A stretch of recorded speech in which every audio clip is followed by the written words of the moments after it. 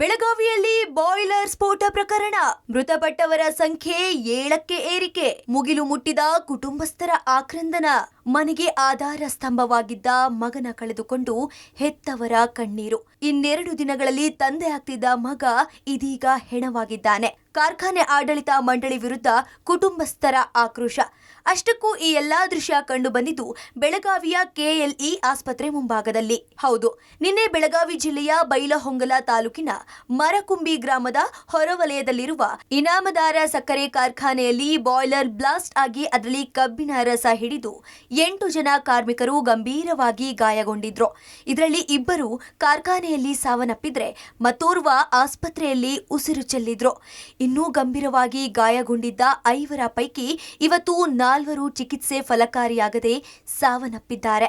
ದುರಂತದಲ್ಲಿ ಈವರೆಗೂ 7 ಕಾರ್ಮಿಕರು ಸಾವನ್ನಪ್ಪಿದ್ದು ಮತ್ತೋರ್ವನ ಸ್ಥಿತಿ ಗಂಭೀರವಾಗಿದೆ. ಮೃತರನ್ನ ಅಕ್ಷಯ್ ಚೋಪಡೆ ವಯಸ್ಸು 45, ದೀಪಕ್ ಮುನ್ನೋಳಿ ವಯಸ್ಸು 31, ಸುದರ್ಶನ ಬನೋಶಿ ವಯಸ್ಸು 25, ಭರತೇಶ್ ಸಾರವಾಡೆ ವಯಸ್ಸು 27, ಮಂಜುನಾಥ್ ಕಾಜಗಾರ ವಯಸ್ಸು 28, ಗುರುಪಾದಪ್ಪ ತಮ್ಮನ್ನವರ್ ವಯಸ್ಸು 38, ಮಂಜುನಾಥ್ ತೇರದಾಳ ವಯಸ್ಸು 31 ಎಂದು ಗುರುತಿಸಲಾಗಿದೆ. ನಿನ್ನೆ ದೀಪಕ್, ಅಕ್ಷಯ್, ಸುದರ್ಶನ 3 ಮರಣೋತ್ತರ ಪರೀಕ್ಷೆ ನಡೆಸಿ ಕುಟುಂಬಸ್ಥರಿಗೆ ಹಸ್ತಾಂತರ ಮಾಡಲಾಗಿತ್ತು.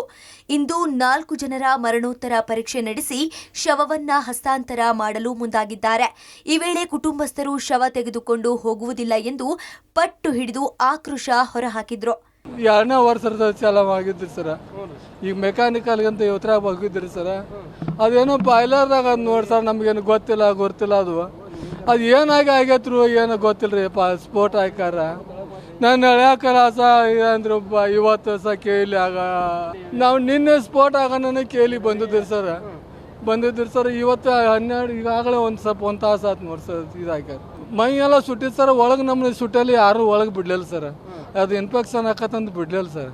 ಏನು ಸರ್, ಯಾರು ಕಾರ್ಖಾನೆದಾರಿಲ್ಲ ಏನಿಲ್ಲ, ಇನ್ನೇನು ಭೇಟಿ ಆಗಿಲ್ಲ ಸರ್. ಇನ್ನು ಏನು ಮಾಡ್ತಾರ ನೋಡ್ಬೇಕ್ರಿ ಸರ್. ನಾವು 8-9 ಸಾವಿರ ರೂಪಾಯಿ ಕೊಡ್ತೀರಿ ಸರ್. ಇವನ್ ಮೇಲೆ ಸರ್ ಮಣಿತಾನೆ ಎಲ್ಲಾರು ಸರ್. ತಂದೆ ತಾಯಿ ರೀ, ಅಲ್ಲಿಂದ ತಂಗಿ ಒಬ್ಬಾಕ್ದಾರ್ರಿ. ಇಷ್ಟ ಇರ್ತದೆ. ತಂಗಿ ಮದುವೆ ಮಾಡಿ ಕೊಟ್ಟಾರ ತನ್ನ ಕೈ ಮೇಲೆ ದುಡಿದ್ರಿ. ಈಗ ತಂಗಿ ತನ್ನ ಮನೆ ಕಟ್ಟಿ ಮದುವೆ ಮಾಡ್ಕೋಬೇಕನ್ನೋದು ಒಂದು ಆಸೆ ಐತ್ರಿ. ಅಚಾನಕ್ ಈ ದೇವ್ರಿಗೆ ಕರ್ನಾ ಬಂದಿಲ್ಲಲ್ರಿ, ಏನು ಮಾಡಿದ್ರಿ ಸರ್ ಅದು.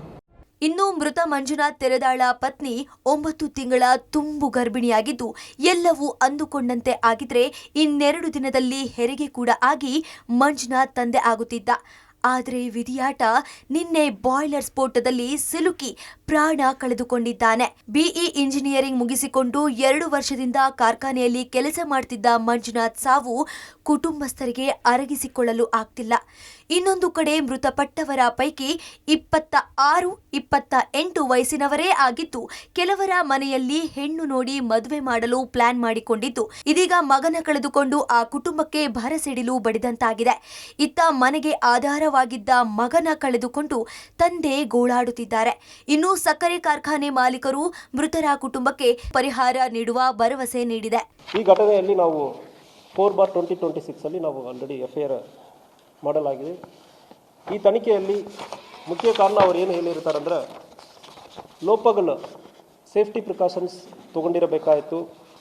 ಅಟ್ಲೀಸ್ಟ್ ಇಂಥ ಒಂದು ಕಾನ್ಸಂಟ್ರೇಟೆಡ್ ಶುಗರ್ ಇದೆಲ್ಲ ನಾವು ಹ್ಯಾಂಡಲ್ ಮಾಡೋ ಸಂದರ್ಭದಲ್ಲಿ ಶುಗರ್ ಫ್ಯಾಕ್ಟ್ರಿಯನ್ನು ಅಡ್ಮಿನಿಸ್ಟ್ರೇಟ್ ಮಾಡುವವರು ಮತ್ತು ಟೆಕ್ನಿಕಲ್ ಟೀಮ್, ಇಂಜಿನಿಯರ್ಸ್ ಇವರೆಲ್ಲ ಅಲ್ಲಿ ಕೂಲಿ ಕಾರ್ಮಿಕರಿಗೆ ಸರಿಯಾದ ರೀತಿಯಲ್ಲಿ ಒಂದು ಸೇಫ್ಟಿ ಪ್ರಿಕಾಷನ್ಸನ್ನು ಕೊಟ್ಟಿರಬೇಕು ಅಂತ ಹೇಳಿ ಯಾರ್ಯಾರೆಲ್ಲ ಕೊಟ್ಟಿಲ್ಲ, general manager technical head Subbaratna Mandra ಒಬ್ಬರ ಹೆಸರು, ಮತ್ತು Praveen Kumar general manager engineering head, ಮತ್ತು Vinod Kumar general manager processing. So ಇಂಥ 3 ಜನ ಮೇಲ್ಗಡೆ ಈಗ ದೂರು ಕೊಟ್ಟಿದ್ದಾರೆ. ದೂರನ್ನು ಸ್ವೀಕರಿಸಿ FIR ಕೂಡ ಮಾಡಲಾಗಿದೆ. ಸದ್ಯ ಘಟನೆ ಕುರಿತು ಮುರಗೋಡ ಪೊಲೀಸ್ ಠಾಣೆಯಲ್ಲಿ ಪ್ರಕರಣ ದಾಖಲಾಗಿದ್ದು ತನಿಖೆ ನಡೆಸುತ್ತಿದ್ದಾರೆ. ಘಟನೆಗೆ ಕಾರಣ ಏನು ಅನ್ನೋದರ ಕುರಿತು ಕೂಡ ಮಾಹಿತಿ ಪಡೆದಿದ್ದಾರೆ. ಮೃತಪಟ್ಟವರಿಗೆ ಸೂಕ್ತ ಪರಿಹಾರ ಕೂಡ ಕೊಡುವ ಕೆಲಸ ಆಗಲಿ.